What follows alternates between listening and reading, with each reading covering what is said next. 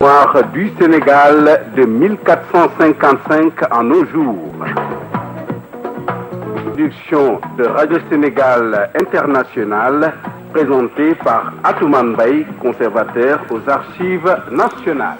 Amis auditeurs de Radio Sénégal International qui nous écoutez de par le monde, bonjour ou bonsoir selon l'endroit d'où vous nous recevez.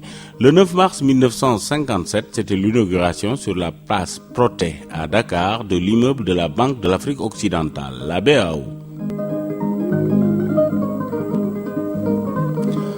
En présence du haut-commissaire de la République, M.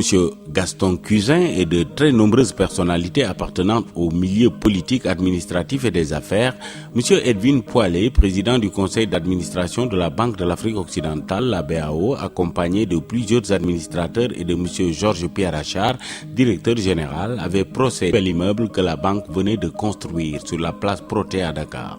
Situé au cœur de la ville, à l'embellissement de laquelle il contribuait, cet immeuble long de 88 mètres et haut de 45 mètres, constitué sur le double plan architectural et urbanistique, une remarquable réalisation.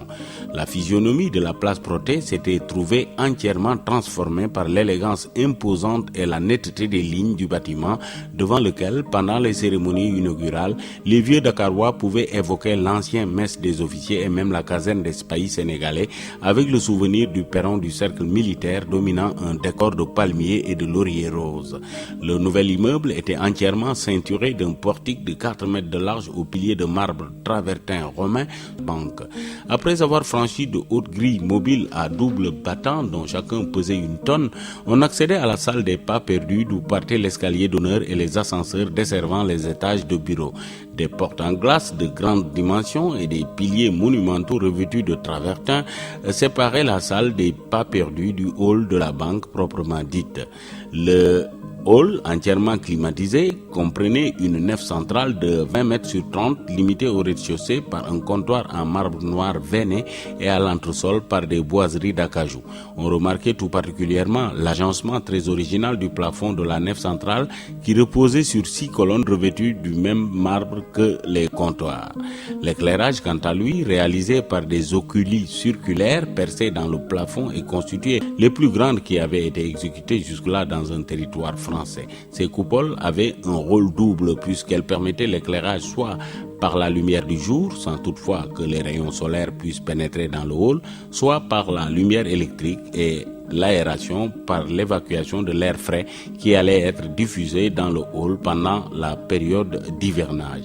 Au demeurant, avec la construction de cet immeuble, la Banque de l'Afrique occidentale, grâce à la société dakaroise immobilière et d'habitation qu'elle avait fondée lorsqu'elle fut prise la décision de construire l'immeuble, venait d'ajouter d'importants éléments aux ressources de logement à Dakar.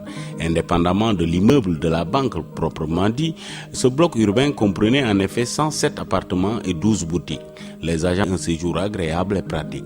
Tous les appartements étaient dotés de terrasses et aux étages supérieurs, la vue sur le port et la mer était admirable. Il y avait aussi 3 étages de sous-sol, dont une partie aménagée en 4 chambres fortes défendues par des murs, planchers et plafonds en béton armé de grande épaisseur et ceinturés par un chemin de ronde. Chaque jour, en moyenne, 350 à 400 ouvriers africains avaient travaillé sur le chantier au cours des années 55, 56 et 57. L'ensemble de la construction avait nécessité environ 17 200 mètres cubes de béton armé dans lesquels étaient enfouis 2300 tonnes d'acier. L'installation électrique de l'immeuble avait nécessité plus de 300 km de fils en tout genre. L'architecte responsable des travaux était M. Lucien Billard, membre de l'Académie d'architecture, et Jean Vérola. Entre autres événements à signaler pour la journée du 9 mars, nous avons retenu le 9 mars 1855, sur instruction d'Elhadji Omar Tall, le Taureau tout entier décidait de rompre tout commerce avec les Français. Le 9 mars 1860, le village Caronne de Ilor en Casamance était attaqué et incendié par une expédition militaire française. Le 9 mars 1861, c'était l'entrée d'Elhadji Omar Tall à Ségou où le roi Ali Diarra, allié au peuple du Massina, était défait. C'était le premier jalon de la conquête tout couleur au Soudan français. Le 9 mars 1935 était créée la subdivision de Goudiri comprenant tout le Bundu et dépendant de Bakel.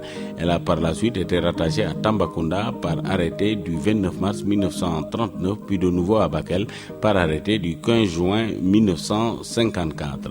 Le 9 mars 1965, c'était le démarrage des émissions de la télévision éducative sénégalaise. À la prise de son Fatou Kinégué, à la présentation à Touman Baya, mes auditeurs encore une fois. Merci de nous consacrer chaque jour un peu de votre temps. Nous vous donnons rendez-vous demain à la même heure sur les ondes de Radio Sénégal International.